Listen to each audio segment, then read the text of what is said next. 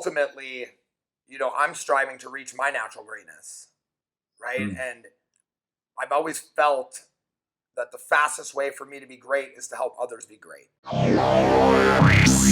Somebody say hell yeah! What's up? He's better than Oprah. Come on, y'all! This is Shaun T, and it's time to trust and believe.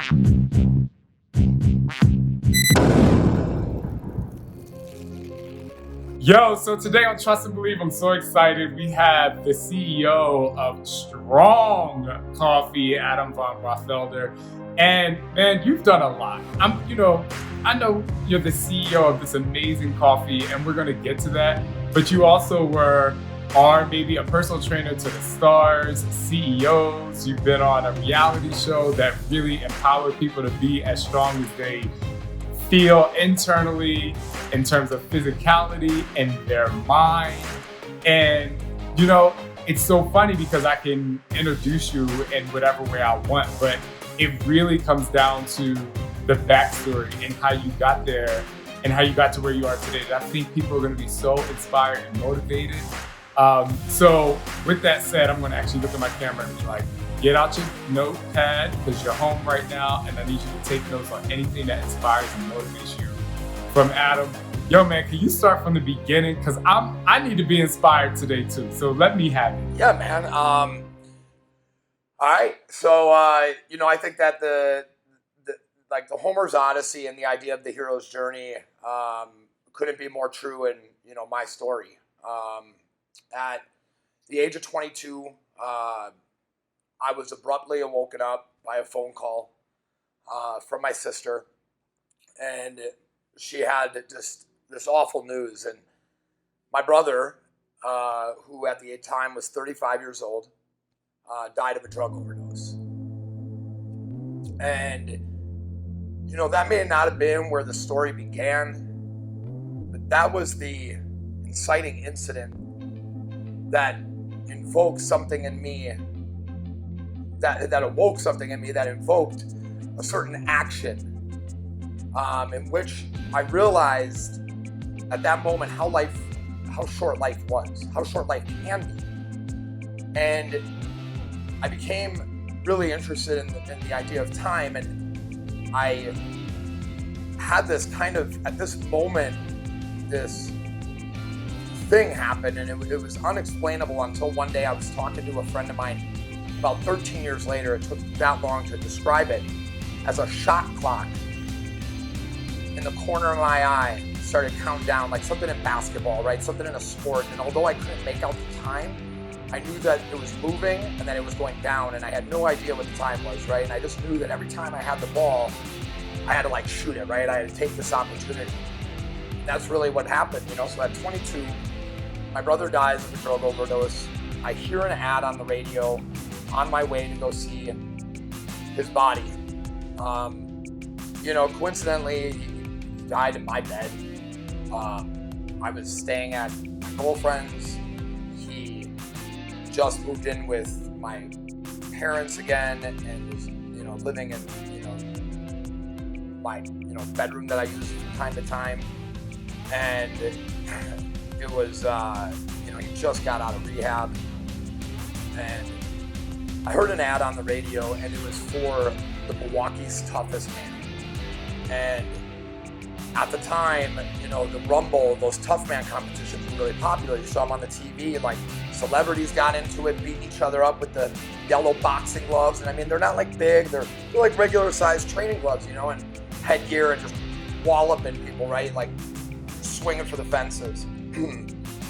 And I went to that Harley-Davidson dealership upon being denied seeing my brother's body because, technically it was a crime scene because it was an overdose, and they were so there, and that, a whole other bag of worms. I never even got to see him, before he was cremated, a certain amount of, lack of closure. Right. That kind of put me in a tailspin that I somehow controlled to go in a very positive direction. And it started with me signing up for that fight. 2 weeks later, I fought, and I did pretty damn well. And well enough for a local, celebrity fighter, Horace, the Real Deal Kraft. He was like at the time, 48, African-American, retired cop, was a big deal, like in his 20s, like fought like major, fighters, was like, you got skill and you got a lot of anger, like, let me help you with this. And I started working with him, and a year later, I fought that tournament again, and I won it. And I fought 4 fights in one night and knocked out 3 people. And I knocked out what had been somebody who actually wasn't honest on his fight application. He actually had over 14 MMA fights. He wasn't an amateur. And I knocked him out in the first or second round. I can't even remember.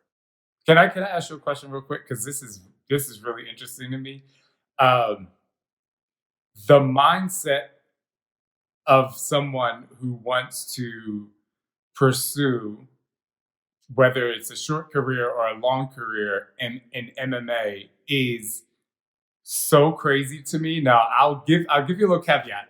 I like watching it, which is really crazy, but at the same time, I'm like, why would someone even do that? Because I'm such, in my mind, I'm such like a loving person. I'm like, I don't want to fight, but then at the same time, I think it's entertaining. But what is the mindset of someone that says, I want to actually do 1 fight, 3 fights, have a mini career, have a major career? What's the mindset you have to enter the ring? Not right. Interesting. You got to be not right in some way. Like, I never met a fighter who was right. Like they always had something that they were fighting. And, ultimately I connected with it because there was a certain type of brotherhood in the training and the camaraderie you get, right? You're working with 12, 14 people that become some of your closest friends, and people that like you have a non-vocal, empathetic relationship with, right? Like, they got issues and you got issues, and usually you're taking them out on each other, and in a conductive and skillful manner, right? Which is the interesting thing, because you hit on something that's really interesting. You said, like, they're not right. Like, there's something not right, and as a person, that's not wrong.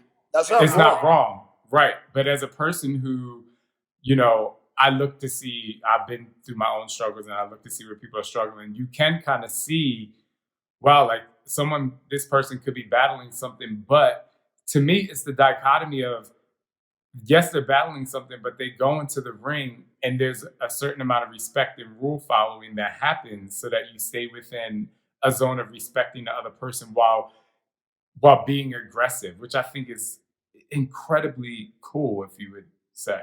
Yeah, I mean, it's other people see fighting, I see chess, right? Like, context. I've gotten more hurt playing soccer or basketball or track competitively than I did in fighting. I got the more serious injuries in fighting, but that was only because of my exposure rate to it, right? Correct. Every day, 4 hours a day, fighting at a professional level, and I mean, at the time, in my backstory, I didn't know that what I was ultimately doing was feeling something, right? Like, I lost my brother. I wasn't sad. I mean, I was upset, right? But I wasn't, it didn't like, I just all of a sudden didn't feel really, right? And I didn't, I put on I took a very strong position in my family when my brother died, that like I read the eulogy, like I did, like I put, like I did certain things. I originally fought because like my brother's family didn't have money, and I'm like, yo, I'm gonna donate the purse when I win, and I was like 1 fight away from winning, and the next year I won it, and I did, do such that with the money. I was like, here you go, and so I think like when I look back at it, I was ultimately wanting to feel something and exchange pain with somebody, because like nobody asked me like how I was doing. My mom was destroyed, my sisters were destroyed, my dad was devastated, right? Like nobody's asking me how I was doing, so I was dealing with it by myself. And the way I was dealing with it was taking like my fitness from, being, a collegiate soccer player who wanted to be in shape to, like playing with bodybuilding, to saying like, fuck it, I'm going to be an MMA fighter. And I just went all in, 4 hours a day. I eventually, at the time I was training. So it's like, I'm training and I'm working up, I'm fighting. And at the time I went through a job as a trainer. I went through a job at a foundry, and then I got my electrical apprenticeship. And I went through a full electrical apprenticeship up until my 5th year, where I got laid off in 2008. And I said, fuck it. I went all in on fighting. I took that unemployment check. I took that extra like money from Obama for like the 18-month time span that I knew. And I said, yo, this is dream money right here. Like, fuck everything that you think is important. The one thing that's important right now is your dreams, and just go. And, Yes. and I moved to California. I did a lot of things. I got close. I got, I signed a deal. 12 hours later, I got hurt. A week later, the UFC bought that league. All the fighters' deals were, eradicated. Gone. Right? They like kept like 4 or 5 fighters from the league. So I definitely knew I wasn't going to be one. I never even fought. Like I got hurt. It was just, it just wasn't my thing. It wasn't my time. And when I got hurt, it was like 5 years after my brother died. And I had a very interesting realization. I was like, holy shit, like you were doing all this to cope with yourself. And I learned a lot about like the human body, trying to be better than other people and catch up with everybody that had so many more years. And ultimately I found myself being a trainer again in Hollywood, like sitting at Pulse Studios with Mark Harari and training group fitness classes. And, it like taught me again what was important when I was like, had my physical abilities taken away. I was like, the whole reason that you like did this is because you were in physical shape to like be able to express yourself like emotionally. And now you can help other people do the same thing. I think what's so cool, just hearing your story a little bit, is we have so many similarities. Like one is moving to California, teaching fitness, types of group fitness. Your body is the thing that's like propelling you forward. And then you find yourself in a studio motivating people. And all while you're doing that, you're also processing everything that's happened to you in the past. And I would imagine the other similarity we have is never losing sight on, number one, your true self, the core values. And the second thing is knowing, and this is where I think this is more of a question, but because I'm hearing your internal mental strength, I should say, knowing that I'm doing this for a bigger cause. Like there has to be something beyond this. You know what I'm saying? So I would love to know, like, what was that kind of next step where you're like, I had this crazy foundation that I've built into what is a sustainable foundation and great things happening. And what strength did you gain from like everything you just told me you have been through, from your brother passing away to fighting to moving to getting hurt? What was that next thing that you were like, yo, this is why it was all worth it? Oh man. Well, one thing that I took from fighting that was really important was I had this like certain belief in myself and anybody around me, right? I always took the lead on being like the guy that was going to get us all the biggest deals in the world. right? Like I was like very like, yo, like I would pitch my buddies like what their stories were based on what I knew from them and what companies we were going to go for to like get them the right names on their shorts to get us to like where we wanted to be, right? And it was really interesting because I had a great opportunity to, do that for some big fighters, and I was successful. So I kind of always saw myself in this ability to sell, but I didn't like selling. And then I realized that I liked marketing because of creativity. And, ultimately from these experiences, that I had that, when I went to LA, I did the thing, like I got the auditions, I got the, I did an ab commercial for the ab rocket. I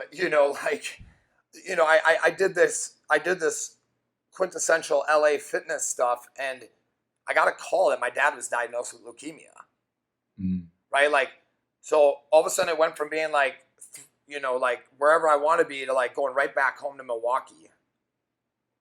And had I not gone through this like massive loop in this journey and learned these things, I wouldn't have met my wife when I got back to Milwaukee, right? Like, I wouldn't have been in the right place had I not had those experiences, because, men all too often are not mature enough, and I was barely mature enough to be with somebody who was 8 years younger than me, in the sense of like, right? Like, just it all kind of working out timing wise. And I was in the right place at the right time. Like, I met her because I was a doorman restarting my life over. I didn't want to go back. I believe in like not going back to the things you did, really, like, and I very quickly as a doorman kind of got, like people in the city knew who I was, and I had a gym open 6 months later. And you were a doorman for what? I was a doorman at a nightclub bar, like very high end, like, somebody'd be like, go get me a pack of cigarettes. I'd walk 2 stores down, they give me $100 and say, keep the change, and it was, yeah, and that was, she was the hostess and I was the doorman. I was 230 pounds, 5'11". I had a, maybe 7% body fat. I had a mohawk, like just that. Not in other words, I would have been scared. Not one that I spiked. I just kind of like let it like lay. I wore like a skull mask very randomly. I mean, I literally just got done fighting. I was a weird dude, and I embraced my weirdness, and my wife loved it, and I started a gym, and ultimately all that experience in marketing like taught me how to be an entrepreneur. And being an entrepreneur gave me the greatest ability to help people, because it gave me the ability to be authentic and be myself. And because of my life experiences, I was able to help people in such vast age groups, from like the young problems to the old problems. Like somebody who's like 55 and they're just going through losing their sibling, or they're just going through losing their parent. Been there, done that. Like career change, been there, done that. I had a pension, 401k, $42 an hour, master electrician. It's like, I went through all those things. You sought out your dreams and failed, been there, done that. Like, let's talk about these things. And it was cool because I connected with so many amazing people that made me better people, made me that much better of a person because of it. You were saying how you opened a gym, would you say 6 months later? Obviously your connections, your commitment, and all these things obviously helped that. But before we get into, because I have a lot of questions for you, a few questions, I won't say a lot, because yeah. I could have you here for hours. But what are 3 things you learned before you actually became a successful entrepreneur, because we're leading in that direction, that you think people out there right now who are wanting to grow their own business, start their own something or other, could actually could do, or things that they should experience before they go down that road? Like 3 major things that happened before you became successful. 3 major things that somebody should experience. This reminds me of a conversation I had with a rock star about American Idol and how like this young girl was winning, and she's like, she hasn't smoked enough cigarettes, had her heart broken, or I can't remember what the third one was, but he was just like, that's why I can't listen to her. I think that every entrepreneur needs to have experienced, significant loss, like in some sense, right? Like a deep struggle, right? Because being an entrepreneur is not easy, right? Like I've had jobs. Those were easy. So you know where your paycheck's coming as long as you show up to work. I think step 2 is be disciplined. Say to yourself 3 things that you're going to do for the next 3 months, and have them be 3 things that you said you've wanted to do but have not done yet, and find yourself doing those 3 things 3 months later. And if you have, it's like keeping a dog alive. Maybe it's time, or a pet, a plant alive. Maybe it's time to get a dog. It's kind of like carrying the egg in elementary school, right? Right, exactly. Don't drop the egg. Yeah, don't drop the egg. Just don't drop the egg. Number 3, be really good at failing, because there is no overnight success. You just see failure after failure, effort after effort, effort after effort. And then you see the person getting the trophy or the $200 million check from a VC fund that wants to buy their company out. You didn't see the 11 years before they blew up. Like, take your favorite company and look up when they were actually established. And be like, holy shit. Check, got it. Yes. That photo of Bezos sitting in that shitty room with a paper banner that said Amazon, he was already worth like tens of millions of dollars already. Right? Like that's how much Amazon was making, but he still had a shitty ass office. So I mean, like, be ready. I love it. All right, listen, we're going to take a quick commercial break. But when we come back, Adam is going to go into a few things. One, how he built this amazing coffee that I must say is absolutely incredible. A little more about his S.T.R.O.N.G, the TV show that he was on, and what the S.T.R.O.N.G actually mean. We'll be right back. All right, Adam. I have three things left that's really important. One, tell me about the TV show S.T.R.O.N.G, and what was your experience like on that? Like the good, the bad, the ugly, the challenges, the lessons. Like, give it to me. Okay, so being on S.T.R.O.N.G was an incredible opportunity. I for 5 years, when I originally been in LA, for about 5 years after, I was called to be on The Biggest Loser, and as a trainer. And every year they kept passing on me, but every year they kept calling me. And then year 7, they missed me on a year, and I was like, oh, thank God. Like, it didn't happen this year for me, Like, I was kind of like blessed, but at the same time, like, kind of like bummed, like a little FOMO. And yeah. And then, but it was such a hassle doing all the videos and the phone calls, and it wasn't my focus. So to all of a sudden have that assignment thrown in my face when I was running a successful gym was tough. So I got the call, and they're like, no, you got it. They're like, no, nothing. They're like, they want you. Like no audition tape, no none of that. It was one tape, and then I showed up to LA. I took a psychological review, sat in a hotel room for like 2-3 days. Took a bunch of psychological tests, physical tests, drug tests, blood tests, yada, yada, yada. And then did like an interview. The whole time I was interviewed, though, I felt like I was in, so I was just so loose and confident.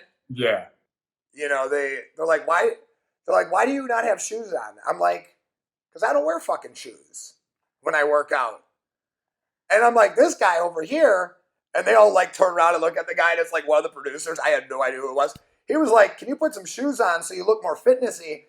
And I'm like, I thought we're on a fucking fitness show that you guys are looking for unique individuals. I'm like, I don't wear shoes. And you're like, who the hell are you? Like, yeah. And they're just like, who's this guy? I was really fortunate that I was to skill variance, and I had an ability to compete at a really high level. That ability to compete at a very high level put a target on my back, like starting very early off. I was gonna say immediately.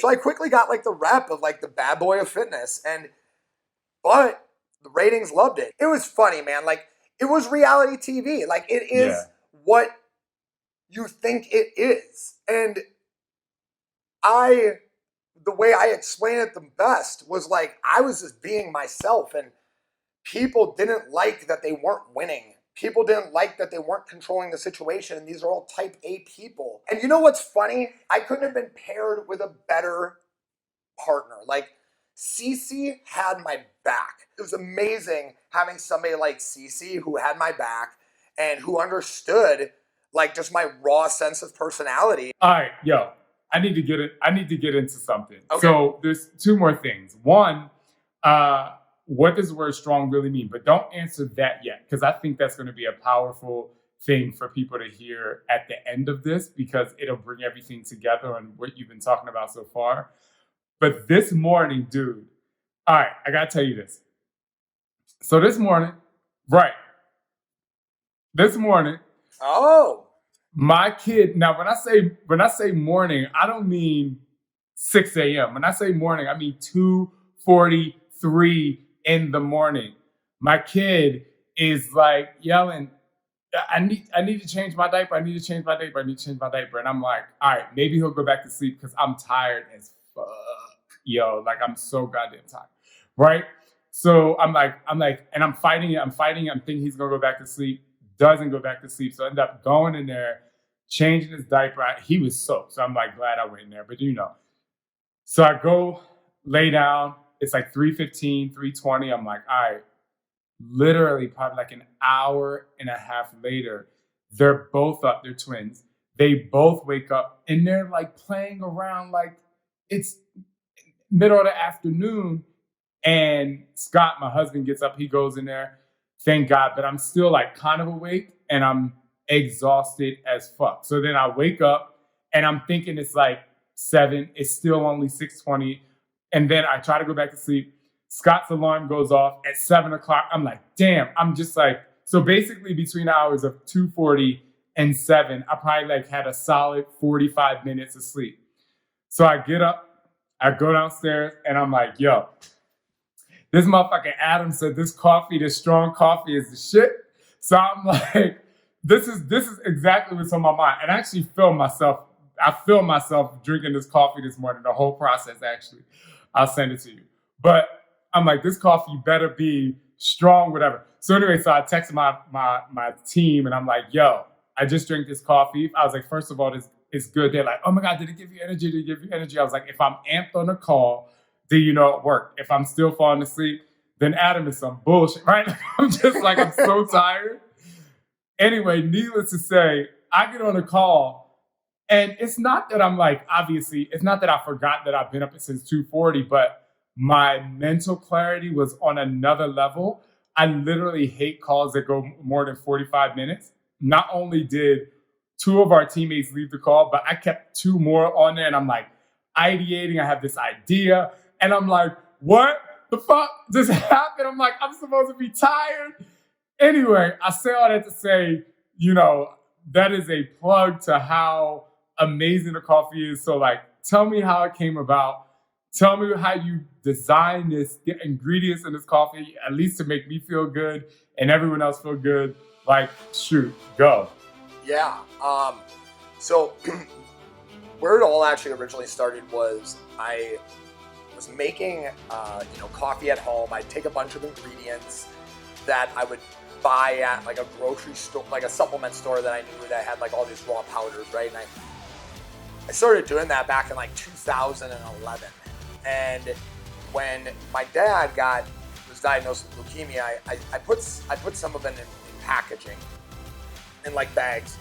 And I was like, take like 2 scoops of this and put it in your coffee. And it was like a way to get him like more nutrients. He just wasn't eating a lot, but he was still drinking coffee. And I was worried that like he wasn't getting enough protein and healthy fats, because he was going through like chemo. And so that kind of like escalated quickly into me trying to package it. And I didn't have the time to put into it. I just had a kid, my first kid. I now have, my kids are 5 and 6, but I just had my first kid. And so that was where it all kind of originally formed in my mind. Well, fast forward to 19 months ago, I was training some of the, I had the legend client list. It was just like these entrepreneurs that are worth like $1 billion and like the biggest names in the NFL and NBA, like people I looked up to in high school and in early, in my 20s, and I'm training these people, and they're all just drinking the best of the best, this and that. And I'm seeing them constantly with multiple different things, pills, drinks, and like so many of them not like focused on the negative effects of like the thing that they're putting in, like the shuttle, or like they're not thinking of like the whole picture. And I saw this, and I kind of just saw like a big inconvenience, like a cup of coffee and like a protein shaker, or a cup of coffee and a protein bar. Like there was like all these like kind of like things that I just saw because I was around these people. So my goal was to take the number one selling product at, the largest coffee, establishments in the world, and create an extremely healthy variation of it, of a latte that focused on not only putting great ingredients in it like proteins and healthy fats, but focusing on the negative side effects that coffee can have, and making good on the promise that coffee has actually made. I jokingly say that coffee wishes it was strong coffee, right? Like all coffee wishes it was born by Strong Coffee Company, because coffee for so long by like Harvard, Yale, Stanford, other coffee companies, they've promoted how the polyphenols or antioxidants that are inside of coffee increase cognitive function. And that's like it's very limited, right? Caffeine gives you energy, but you're robbing from Peter to pay Paul, right? So if you're taking in caffeine, you're depleting your body of magnesium and electrolytes, right? So we put electrolytes and minerals inside of strong coffee, right? So that was like one thing that we looked at. When you drink coffee, it can induce anxiety because of increased heart rate. It can also increase cortisol response when you're not eating. So if you drink coffee on an empty stomach and you're not taking in nutrients, and you're not paying attention to the fact that you're further dehydrating yourself, you're going to cause, cortisol issues. You're also going to cause insulin spikes, which can cause you to want to eat more, actually, right? And so if you just kind of take care of basic human needs, getting healthy fats that are fast absorbing, almost instantly digestible, right? MCT oil, collagen, which is a very small particle size of protein that rapidly absorbs into the body, is great for the gut lining, along with MCT oil, great for the brain, great for the skin. I mean, collagen literally makes up 99.9% of all the tissue in our body, right? I mean, that is what collagen makes up. It's crazy. It runs throughout our entire myofascial structure. And beyond the age of 40, we stop producing it at like drastic amounts per like X years. So collagen is ultimately essential for people, over the age of like 40. Great to be drinking, right? I'm almost there too, right? So it's my birthday this month, and I'm getting close. I'm getting very close. When's your birthday? April 28th. You're a Taurus, my man. Yes. So, yes.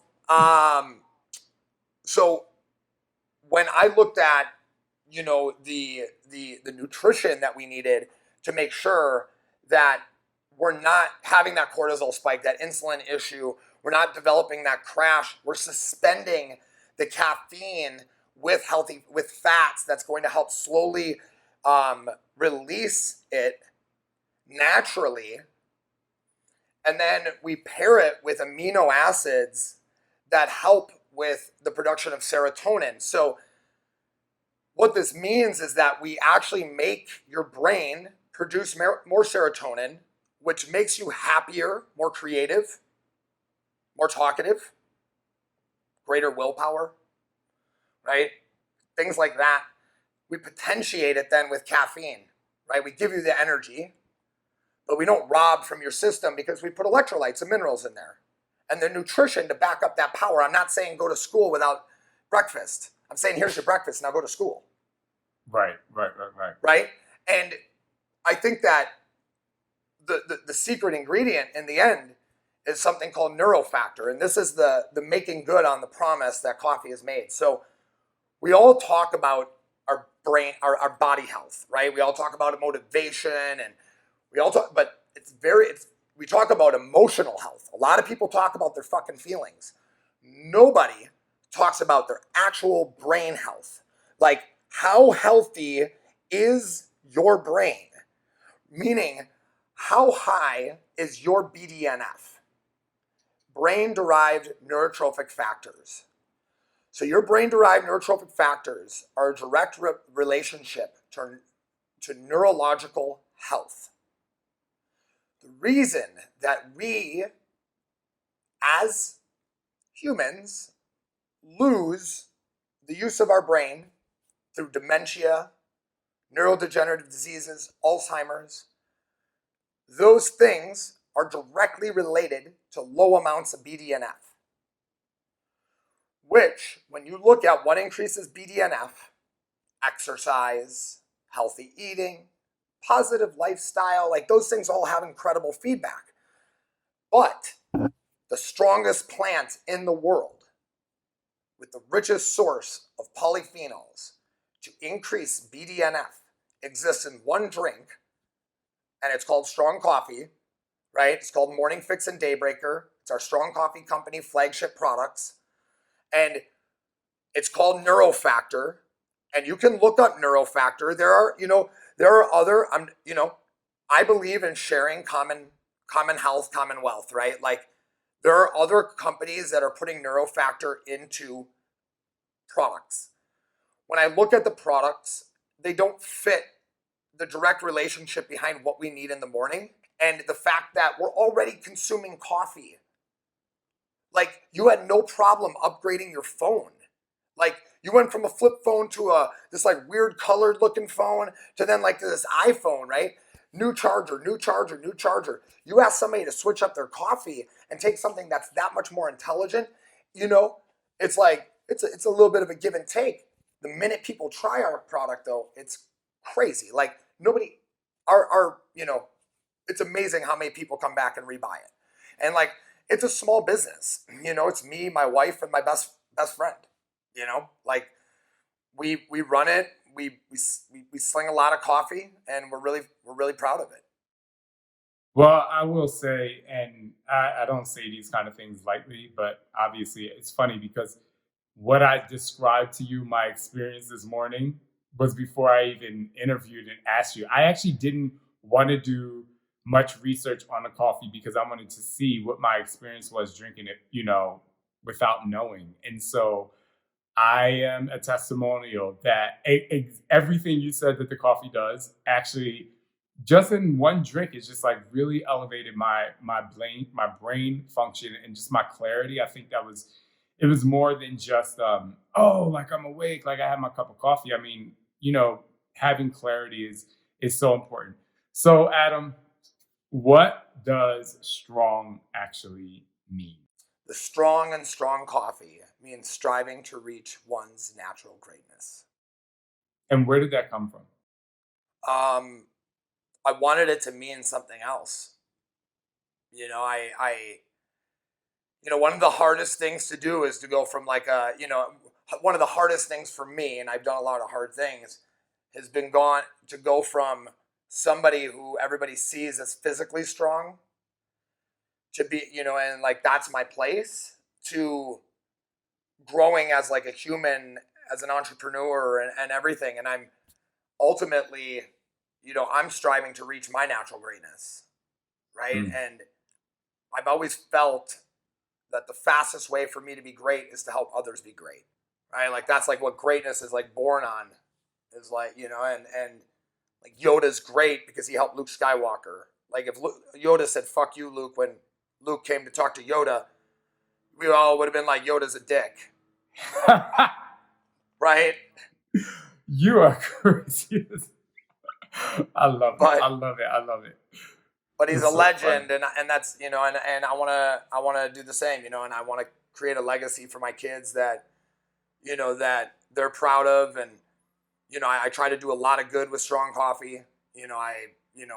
With this COVID thing, I had an artist design a mug that made it look like when you put the mug to your face that there's a mask on it. It's cool. And and we're donating 100% of the profits of that, and it's not a plug to sell more mugs. Like, I'm not trying to sell mugs. I'm trying to, my sisters are nurses, so it's like, I was going to be a nurse, like I'd be sitting in a hospital right now, like wearing a mask, recycling a mask, that's bullshit. We gotta do what we can. And ultimately what good is being strong if you can't like lift those up around you? I love that. Speaking of lifting up, this podcast, as you know, is called Trust and Believe. And I would love to have you, speak to my audience and let them know or have them understand what trust and believe means to you and how can they take that and apply it to their own lives. You have to have trust in yourself, and you have to have trust in the people around you. I think that you're the sum of the people around you.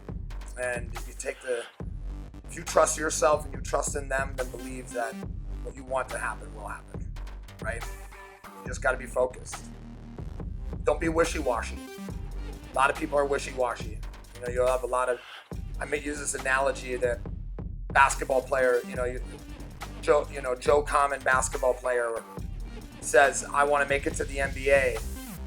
Well, he makes it to the NBA, and then, like, where do you go from there? Like, true legends like Kobe Bryant and LeBron James were like, "I'm gonna get 7 rings, 3 MVPs, 2, like, so specific in their belief." So, yeah, I tell people, continue to run through the finish line, because it's one thing to achieve something, but it's another thing to continue after you achieve it and, apply those lessons that you learned along the way to continue to press forward. And obviously, to do what you're doing is to help be of service to other people. Adam, thank you so much, man. I'm amped. I'm inspired. I got to go back to my kids. Like, you got to go back to your kids. I'm going to have me a daybreaker it's right now 1:52 in the afternoon. Oh shit, Shaun T's gonna be doing Insanity at midnight.